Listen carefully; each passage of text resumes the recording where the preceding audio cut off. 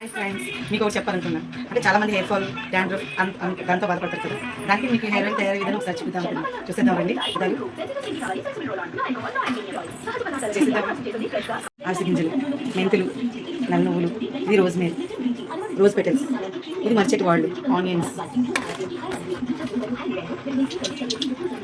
మందార పూలు, ఉసిరి, ఆమ్ల, కరివేపాకు, మందారాకు, ఇది అసలైంది బృంగ్రాజ్, ఇది బృంగ్రాజ్, అలోవెరా. ఒకసారి తయారు విధానం చూసేద్దాం రండి.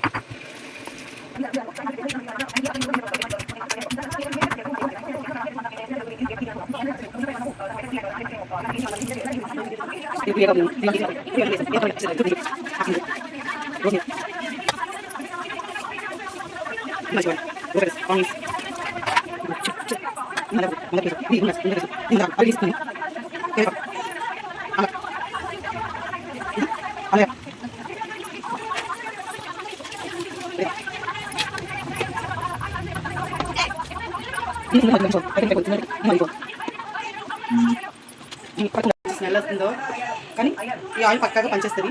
హెయిర్ ఫాల్ ఎవరికైతే అవుతుందో వాళ్ళైతే ఖచ్చితంగా ట్రై చేయండి. ఇదైతే పక్కగా 100% మీకు గస్తాను. ఎందుకంటే నా హెయిర్ చూసారా, నేను హెయిర్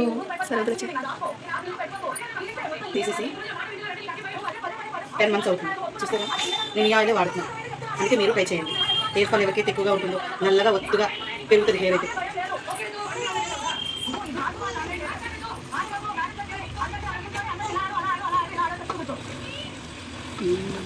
Nung